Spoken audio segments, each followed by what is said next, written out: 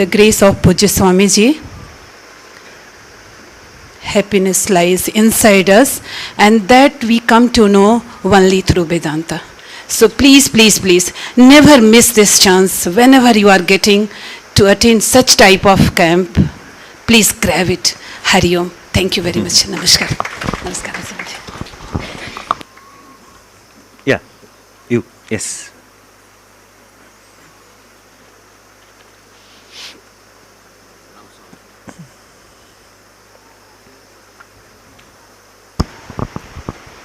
Namaste to everybody. I am closer. I am Venkata Ramalinga Shastri from Bangalore. I have been in contact with Arshavidya Gurukulam for quite some time. In fact, certain life experiences brought me to a situation where I saw futility in feeling insecure, feeling fearful, and that took me to Vedanta. And it has been a very fruitful journey so far. And recently I, in fact, voluntarily retired from work to pursue the study further. So with the grace of Swamiji and all the Gurus, hope the journey will be fruitful. Thank you. Very nice.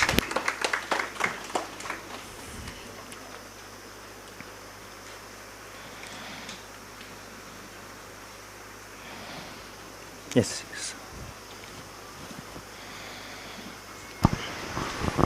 Hari Om. I am Ramanjaneyulu from Kadapa. I am a police officer working in Anti-Corruption Bureau now. Previously, I was doing the job of aggressiveness, whereas the humbleness was not there. When I went to TTD Tirupati temple, there it happened, to bend my head to serve the devotees. So it happened a transformation, I feel so. And it is in Thursday, the Swami's alankaras, many alankaras, they come remove, and half of the Swami's netras, that will be opened, and it is called Netra Darshan. That Netra Darshanam, Swami graced upon me, and my vision also transformed towards the Vedantic knowledge. Thank you. Very nice. Am I audible? There was a UPS failure. Because of that, some systems got interrupted.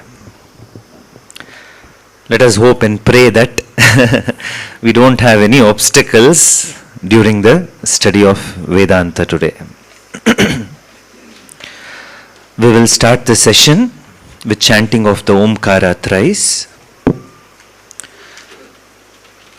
Gently close your eyes.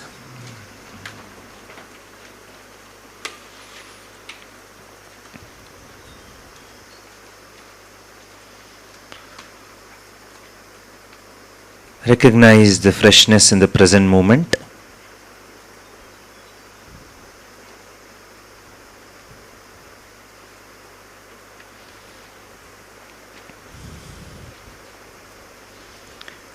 Inhale, and as you breathe out, start the chanting of Omkara.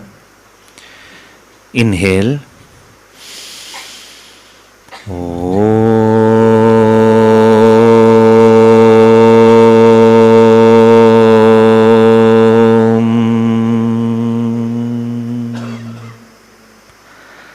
Inhale.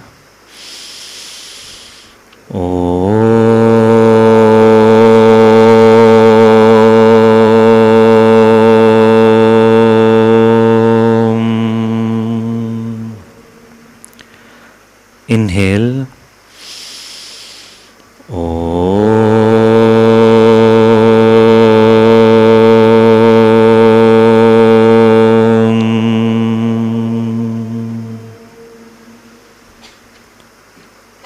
Gently open the eyes.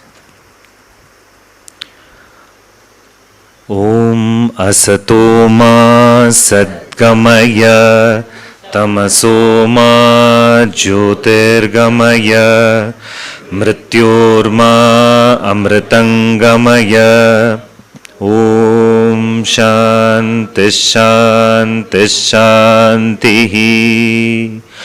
ओम भद्रं कर्णेभिः शृणुयाम देवाः भद्रं पश्येमाक्षभिर्यजत्राः स्थिरैरङ्गैस्तुष्टुवागुंसस्तनूभिः व्यशेम देवहितं यदायुः स्वस्ति न इन्द्रो वृद्धश्रवाः स्वस्ति नः पूषा विश्ववेदाः स्वस्ति नस्तार्क्ष्यो अरिष्ठनेमिः स्वस्ति नो बृहस्पतिर्दधातु ओम शांति शांति शांति।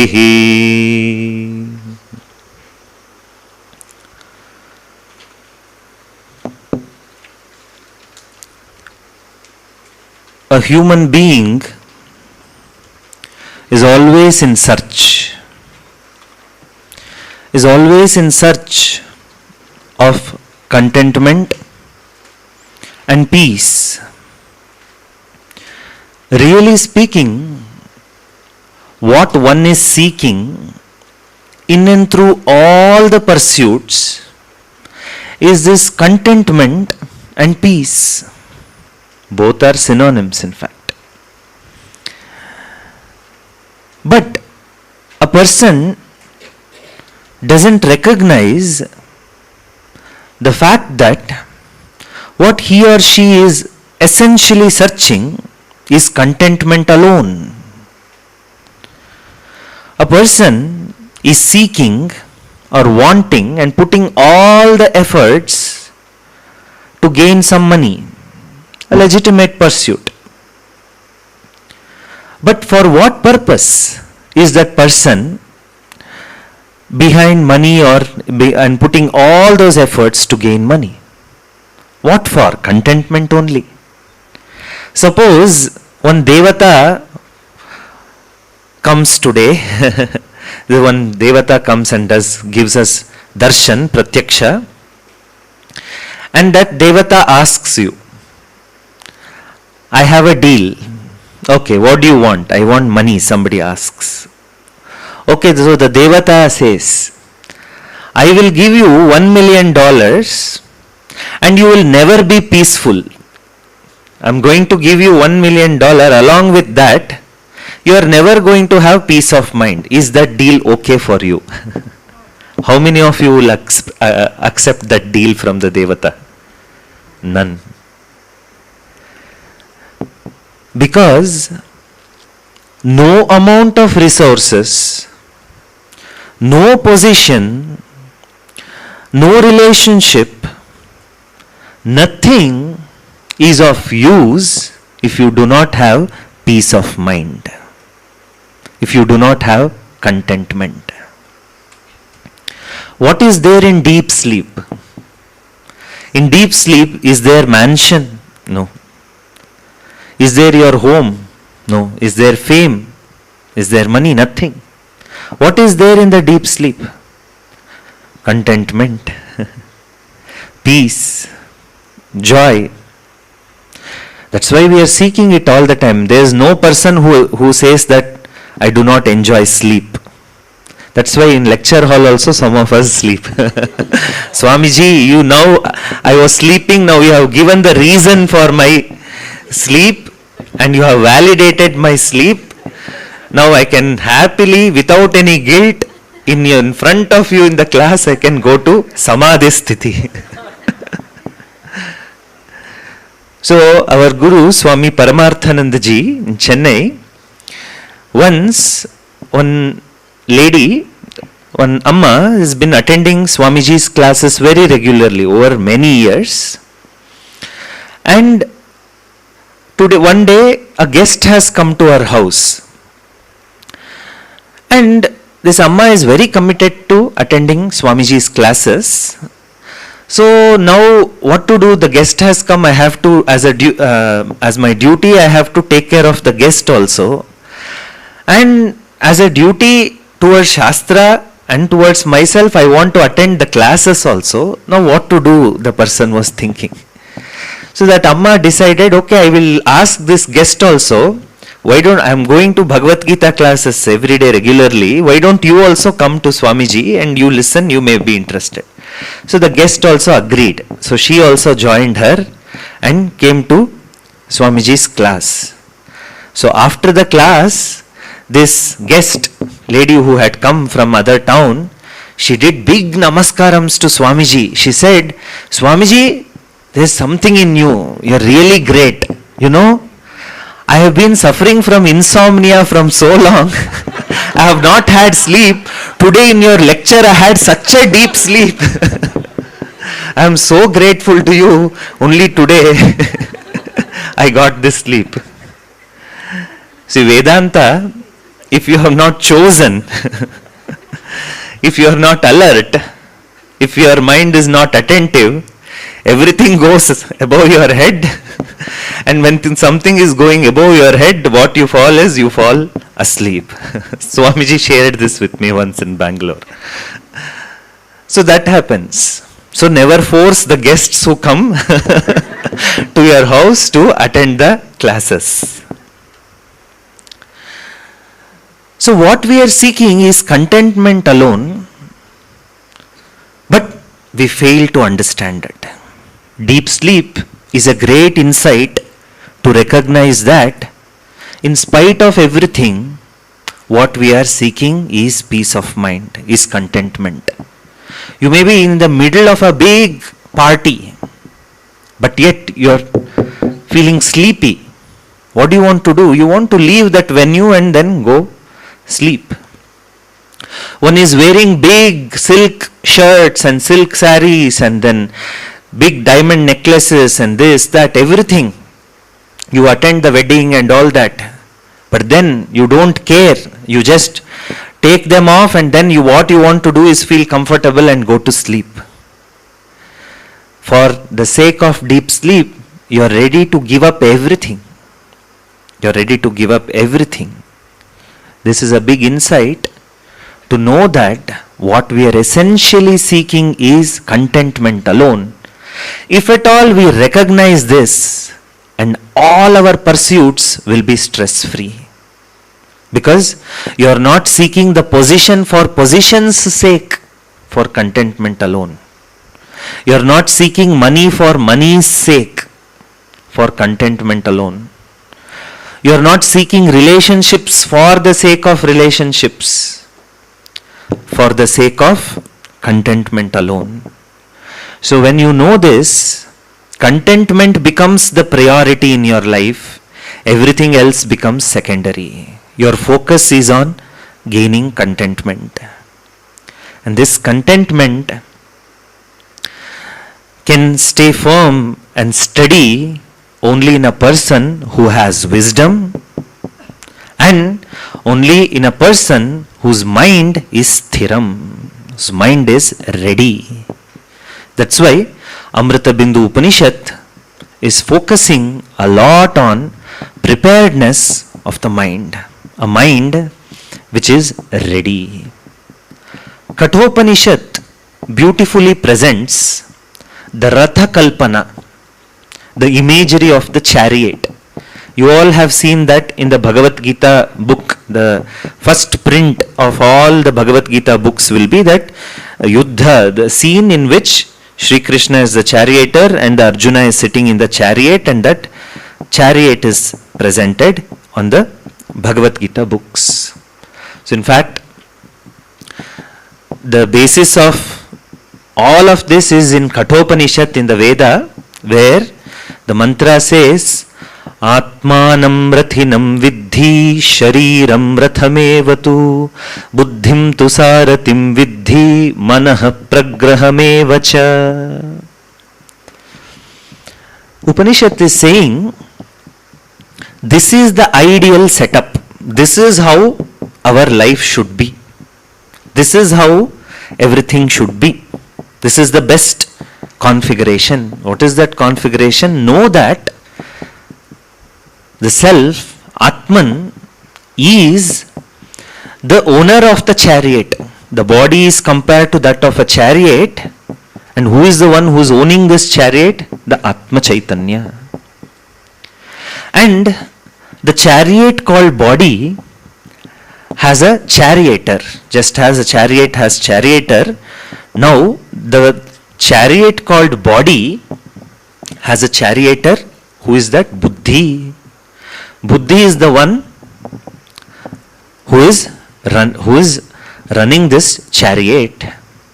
And every chariot needs horses. And what are the horses for this chariot called body? Indriya. Indriyas are the sense organs or the horses. And this charioteer, if he has to control the horses, he needs reins, the thread through which the horses are tied, and it should be in the hands of the charioteer. And what is that reins? Manas. Manaha. Manaha pragraham evacha. It is the reins, is the manaha, which is tying all the sense organs, and it should be in the control of the buddhi. Then alone the charioteer can take the ratha properly in the direction that it has to go. If these chariots, if these horses are not properly trained, they can be so powerful that even if he is a master charioteer, that horses will take him into the direction that he doesn't want to go, and becomes the fall, or becomes the cause for the fall of the chariot. And if the reins, which are the manaha, the thread which is connecting the sense organs to the charioteer, if that is not proper again, if that is not tied properly, if that is not configured properly, again the ratha called body cannot move in proper direction. You may have all the wisdom, you might have listened to a lot of Vedanta and gained a lot of knowledge. And which is the seat of the knowledge? Buddhi. Buddhi is the seat of knowledge. All the knowledge of para and apara, whatever you are studying, whether worldly knowledge of science, physics, biology, etc., or even the Shastra Jnanam, you are understanding using the buddhi. But whatever you may be a master charioteer, but if your horses and the reins are not proper, you may be the best in the world, but yet you may be taken in the direction that you do not want to go. That's why it's so important to have a trained mind and trained sense organs. Otherwise, they pull us in the direction, all directions, and that becomes the cause of our downfall. It's of no use if you do not have control over your own mind. All the knowledge, all the positions, none of it come to use, because finally one sentence, one harsh sentence that you talk in a context of a relationship is enough to break the relationship.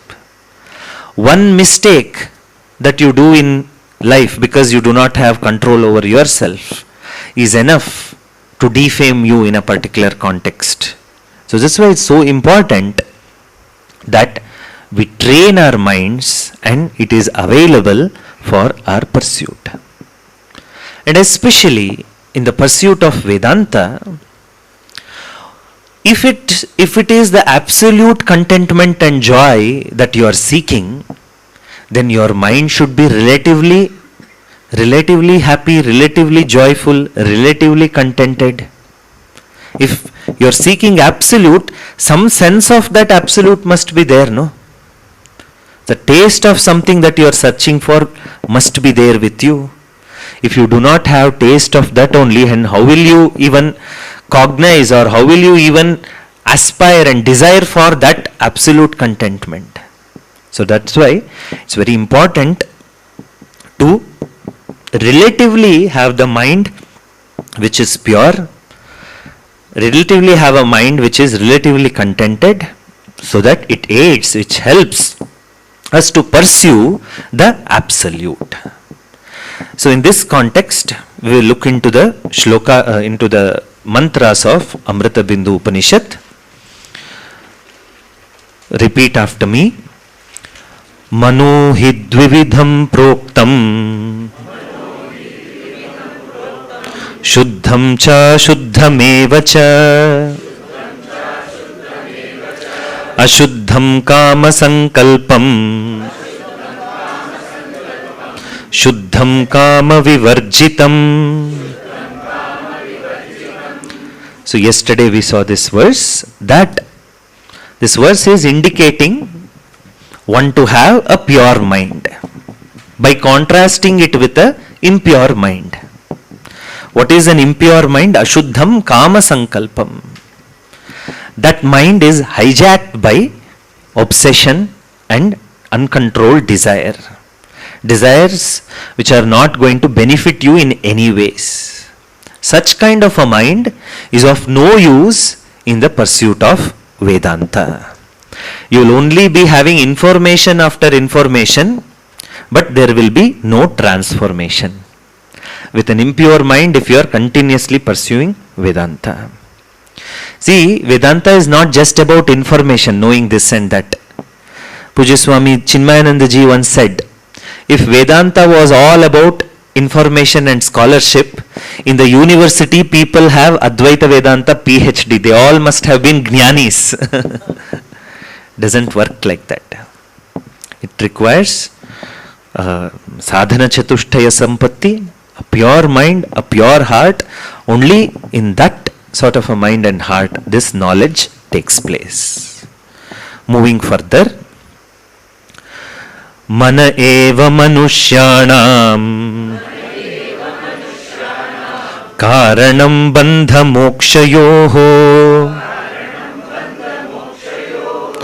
bandhaya vishayasaktam muktam nirvishayam smritam. This is a very famous mantra in the context of Vedanta, very oft-quoted mantra everywhere, which is putting entire Vedanta and the entire mind in context, entire bondage in context. What is the mantra saying? Mana eva manushyanam karanam bandha mokshayoho. Bandha moksha. Bandha is bondage. Moksha is freedom from bondage. Mana eva manushyanam karanam. Mind alone is the reason. Mind alone is responsible for what? For one's bondage also, and for one's liberation also. You see, if we look at the Vedanta Vakyas, what are the Vedanta Vakyas telling us? You are Sachidananda Atma, Tattvamasi, Aham Brahmasmi. You are Nitya Shuddha Buddha Atma. You are ever free. You are ever pure. So Shastra is telling this without any hesitation. But what is our individual experience? Shastra is saying you are Sukhi. You are Amritaputra. Your nature is of consciousness. Swamiji, it's all nice to listen in the classroom. But once we go out, we know I am Dukhi. I have this, in my experience I have a whole different thing. What Shastra is telling, maybe whatever, it may be nice to listen, sit and listen in the class, but that's not what it is. Yes. You see, Shastra talks only reality, nothing else, from the absolute standpoint. It is the pramana, it is the means of knowledge to know the highest reality, to know one's own true nature.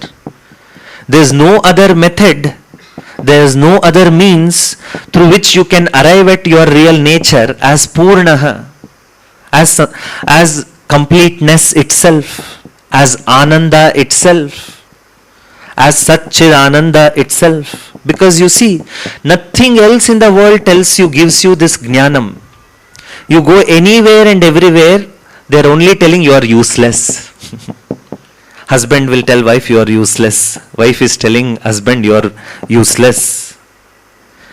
And you go, you are walking or driving, you see a hoarding, then some apartment or some new residential project advertisement is there. So new residential apartment starting from 3 crores only. So that means what? They are saying you cannot afford me. You are not good enough. Anywhere in the world you go, it is only pointing to the incompleteness. You are incomplete, you are not good enough. What is the feeling, any feeling that one person gets? You see Instagrams, Facebook and people doing weddings and holidays and resort. Oh, we don't have it. I don't have it. They are all happy. I am not happy. That is the feeling you are getting. Why world is also constantly conditioning you that what you have is not enough. The position that you have is not enough. And all these advertisements of this investments, mutual fund, this, that. Investing still in FD, is that enough? Think over. Inflation is this much. This is this much. No. What you have earned is not enough. What you have learned is not good enough. What you have is not enough. The color of your hair is not good enough. The color of your skin is not good enough. Your height is not good enough. The world is only pointing out this or that and wants you to feel incomplete. Because if you feel complete, the entire market, entire businesses collapse. Suppose today entire world decides I am beautiful. What about cosmetic industry? It shuts down. Suppose entire world decides I am fine as I am. What about all the fairness cream? Some $2 or $3 billion business that is. So it collapses. The world doesn't want you to feel complete. It doesn't want you to feel purnaha. Everybody is working against you. We don't recognize this. We say, oh, it's so very nice. Oh, new shop has come. Let us go. Very innocently we go. But what are they trying to do? What you have is not enough. You have to come to me and buy this, and only then you will feel complete. Raiments for the complete man. What about if I cannot afford raiments? If I have to go to some RS stores and buy suit material, you are incomplete, because only raiments for a complete man.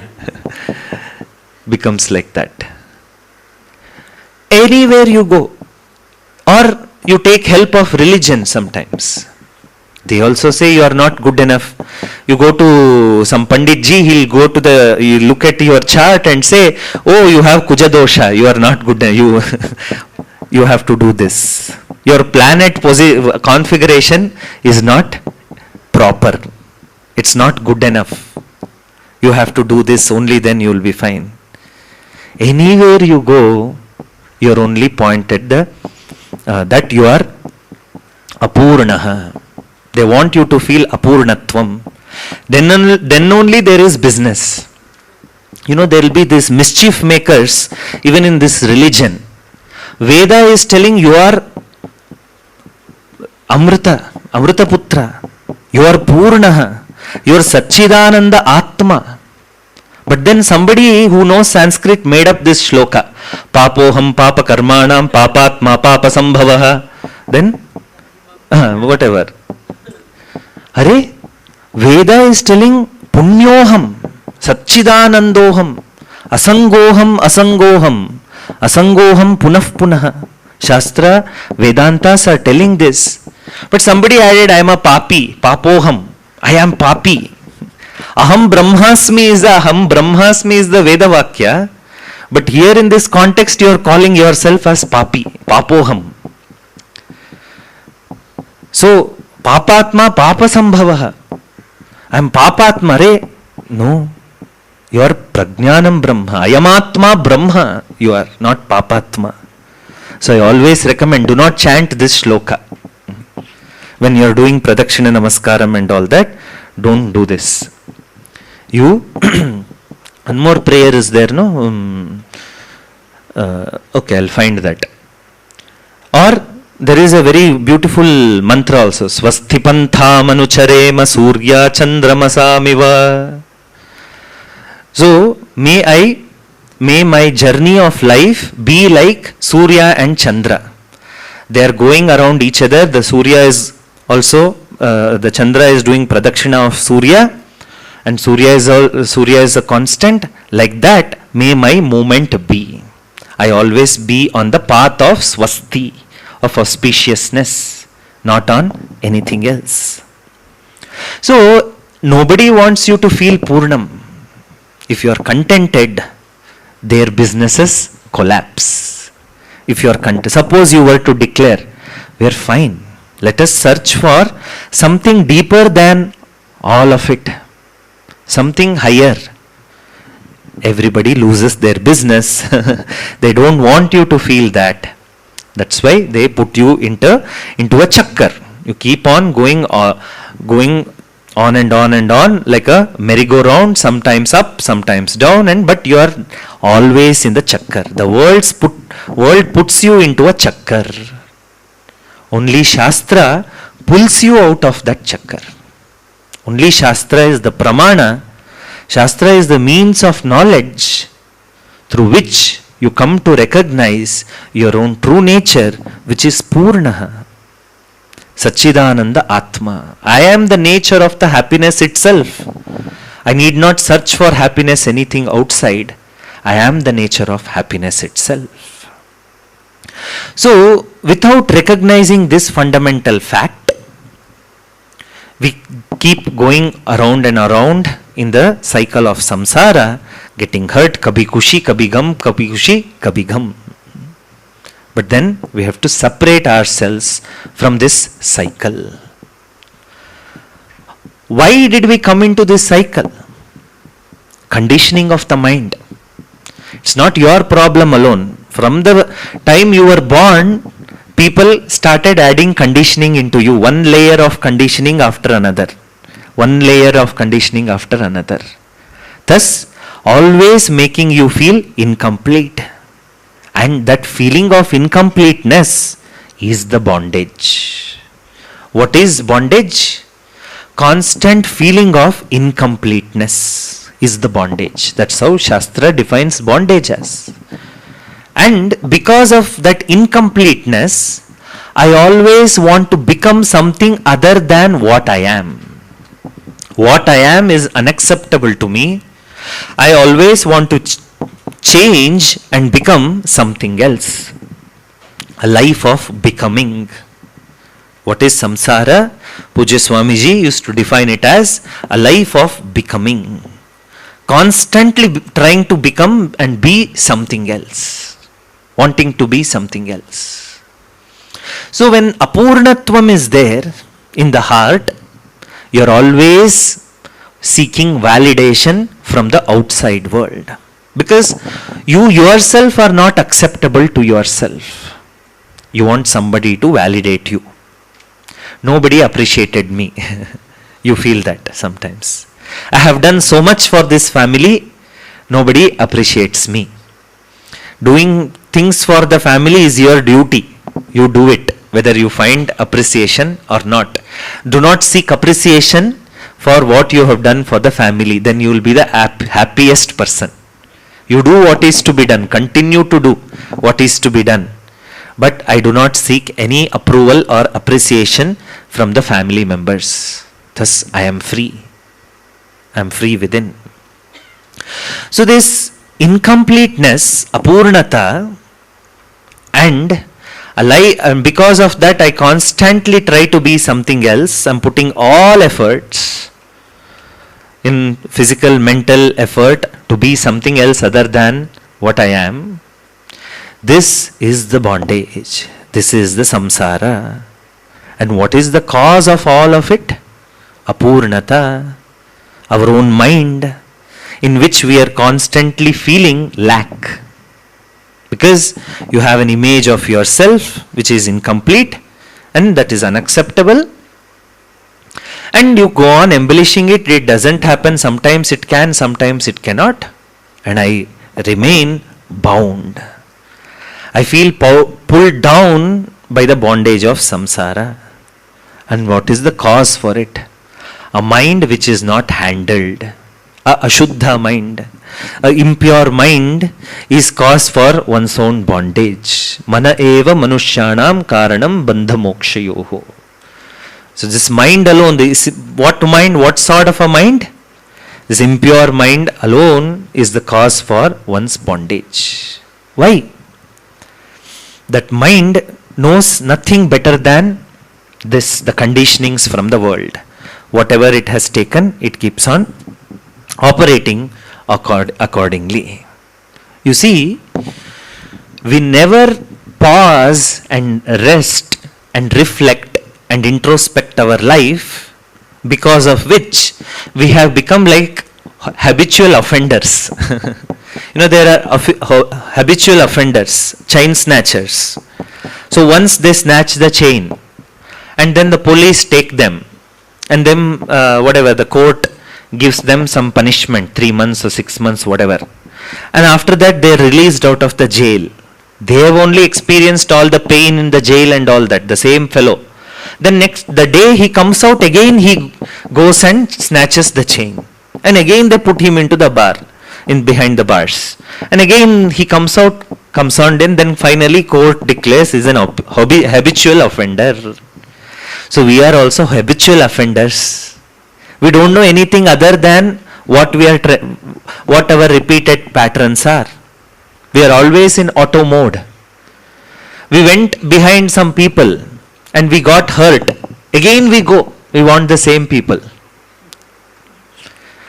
I went and I ate something and I got dysentery. Next second time you again go for that pani puri. So you tried doing something, you failed and it backfired. Again we move into the same pattern.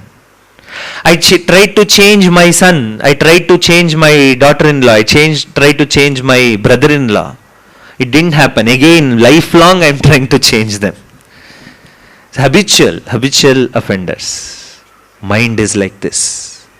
A mind which is stuck in its own habits, its own patterns. And what is that pattern? What is that habitual offense that mind creates? Desire. I desire something and I go behind it and I think that only in satisfying this desire is my happiness. Only in satisfying a desire is happiness. This is the habitual offense that mind keeps on doing, one desire after another. That is a ashuddha mind, which is hijacked by desires all the time. It's as though a virus which has entered the cell and it is constantly multiplying. So once this virus of incompleteness is there, it produces hundreds of its copies in terms of desires, one desire after another. See, this is also a wrong assumption we have made, that only in satisfying a desire lies happiness. Only in satisfying a desire, going behind the desire and getting that object is the happiness. But there are certain things in life where you find contentment and joy without that fulfilling one desire or without getting that object. Yet you are happy, but we fail to recognize those moments. You see a child and you smile and there's happiness and joy within. What desire got fulfilled there? What was there a desire there which got fulfilled? You had a good night's sleep. What desire did you fulfill? That you were so absolutely happy that we do not want to wake up from that state only. Suppose a person is there who has every possible facility. Still that person also is reluctant to wake up in the morning. He has all the avenues to fulfill one desire after another he can do. He can just has to wake up, then coffee will be served and breakfast is ready, the bath is ready, the clothes are pressed and kept and it's ready. Then after that he or she can go to the mall, purchase things, there's enough money and enough bhogas and dine out in the afternoon. Yet even such a person also is reluctant to come out of the sleep. No desire is fulfilled. Yet you are feeling a sense of contentment and joy. But we miss insightful situations like this in life, but we are always behind fulfilling desire and gaining one object after another, thus increasing our length of bondage. See, we think that happiness is in gaining one object after the another. It's all bondage. One after the other bondage, you're only increasing the length of bondage. Length of the thread through which you are bound. So a person has 4 objects and that person is feeling bound. The thread, the rope of that bondage is 1 meter. Another person has car and this and that and whatnot and has 10 meters length of bondage. Finally, everybody is bound only. It's like how cow is tied to a pole through a thread. So suppose a thread is 1 meters. So then the movement of that cow is restricted to only 1 meter circle. Suppose the rope is more, 3 meters. Then that cow can graze around in a bigger periphery. That's all is different situations in life.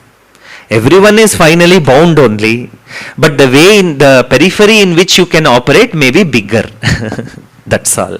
Finally, one has to recognize that everyone is bound.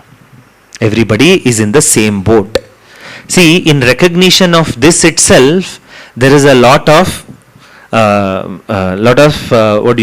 relief. A lot of relief. In knowing this fact and accepting the fact that I am dukkhi and I am bound, now I have to come out of it. You don't have to stay there. But in just recognition of this fact is the relief.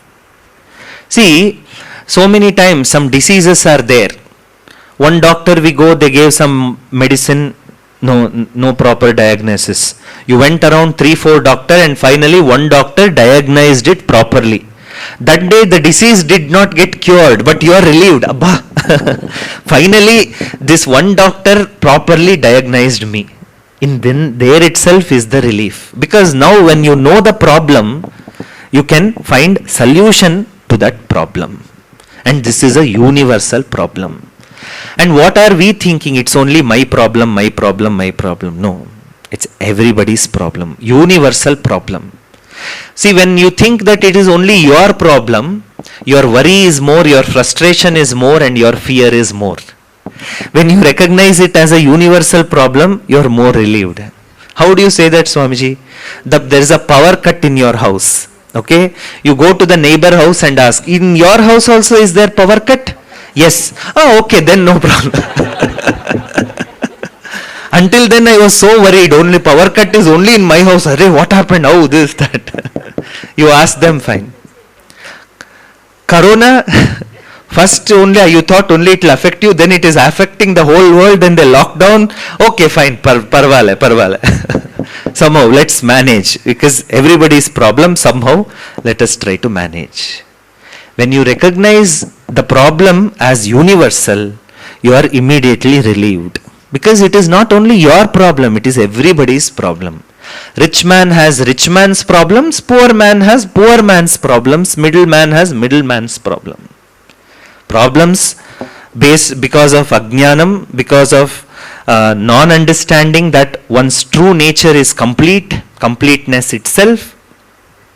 And the problems coming out of because of non-understanding of this fact is universal.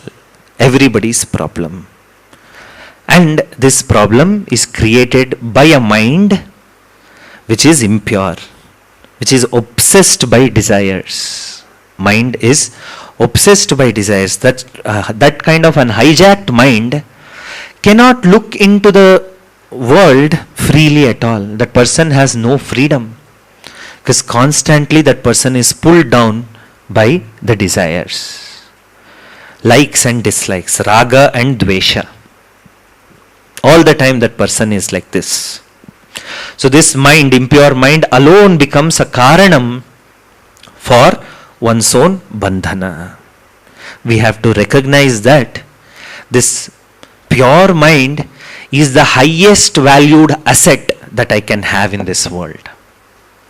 All other assets will serve a purpose. They can be there in their place, no problem.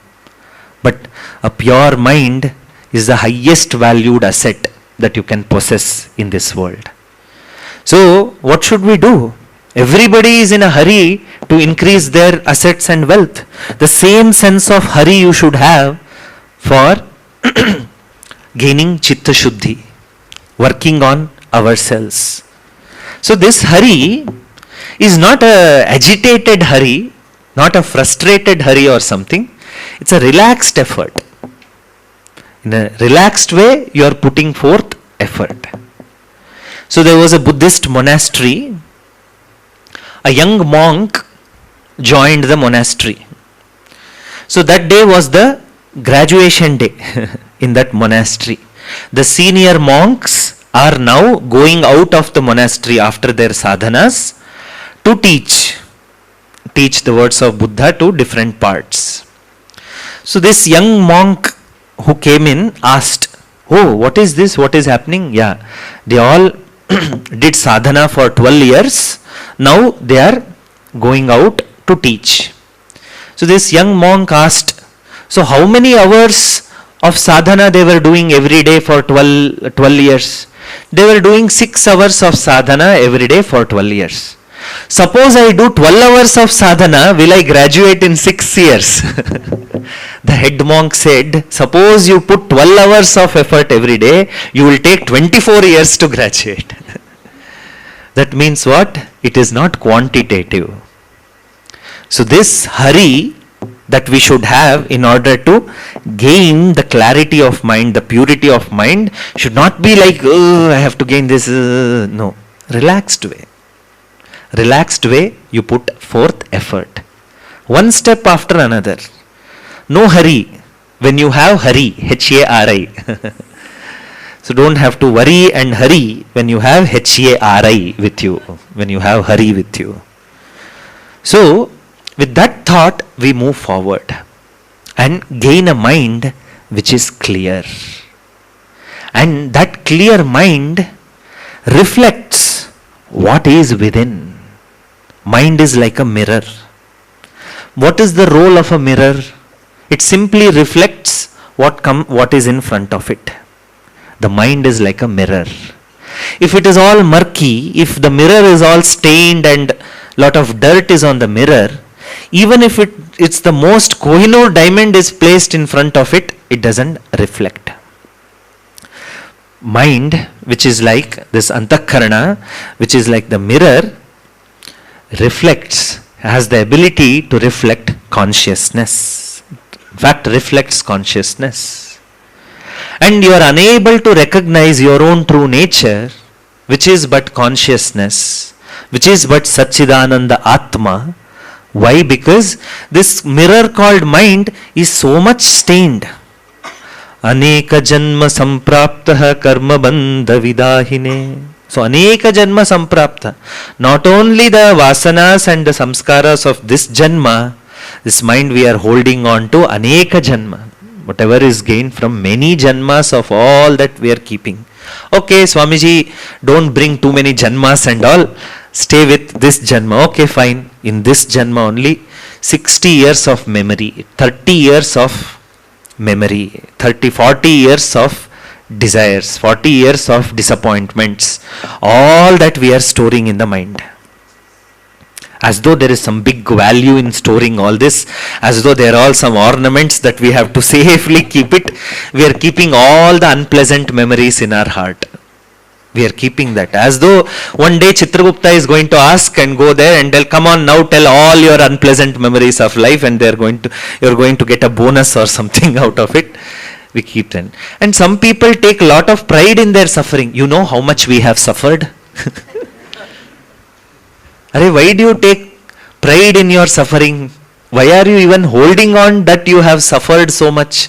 Isn't it something that you have to let go? But no. You know how much we have suffered? No, what do you want me to do? You want me also to suffer? Is that a qualification, how much we have suffered? It's not. So let go of all of it. Then you gain a clear mind. And clear mind is the most important asset that we need, most important ratna we need in our life. So mind, asamskrita mind, manaha, which has not undergone the samskara, which has not undergone the process of the shastric study and shastric methods, that mind is in bondage. That mind is bound, and that is the reason of our constant feeling of bondage, because it's only involved with vishayas all the time, because that mind is thinking that there is happiness in the objects, there is happiness in the objects, one after the other it is always seeking. And if we observe our own life, which object gives that complete satisfaction? No object is going to give you permanent satisfaction and happiness. You thought that you will be satisfied after buying the car. Now in that car dealership only they will say, now you have to put seat cover, one more. Unsatisfied. Now after car, now this thing, seat cover. After that something else, foot mats. After that something else, music system. After that another thing. There is no end. No end to anything. It just goes one after the another. And that kind of a lifestyle, that kind of a pursuit is not going to take us anywhere. It's only going to bring us in chakkar. So AMRITABINDHU Upanishad is telling us that to recognize mana eva manushyanam karanam bandha mokshayoho. What is the karanam of bandhana? So what is the reason of your bondage? Swamiji, my wife. No, manaha, your own mind. What is the reason of your bondage? My sons and daughters who are not settling in, even though they are 40 years, they are not settling down. They are the cause for my bondage. No, your own mind. Then my sister-in-law is the cause for my bondage. No, your own mind. We recognize this. We have to take responsibility that no other thing in the world can truly be cause for my bondage. You can only superficially denote them as the reason for your bondage. That's all. If you deeply analyze, that sense of bondage is coming from you, because you have agendas for everybody. You have agenda for everything and everybody. So because of that attitude, you are bound. So the mind which is impure, mind which is all the time obsessed by ragadveshas and desires, cannot be free anywhere. In ashram also it cannot be free, in home also it cannot be free, in hotel also it cannot be free. Then where else? We have to question this. Suppose the mind is not so comfortable in the ashram. I am telling that because you are all in the ashram right now. To feel comfortable, I came to ashram. Here also, if mind is not allowing me to be comfortable, then there is nothing wrong with the ashram. There must be something wrong with my own mind. Because now you are a lokasanchari, you have travelled everywhere in the world, not uncomfortable. You came to ashram uncomfortable here also. Then what else? What other place is left? No. Through these analysis, we come to understand that the problem is in the mind. No problem, we can solve this problem. And furthermore, the Upanishad takes us further in this journey of solving the fundamental problem of human mind, which is feeling of incompleteness. We will solve the problem by the end of this 7-day retreat. Om Purnamadav Purnamidam Purnat Purnamudachyate Purnasya Purnamadaya Purnameva Vashishyate. Om Shanti Shanti Shanti Harihi Om Shri Gurubhyo Namaha. Harihi Om. You can stop the recording.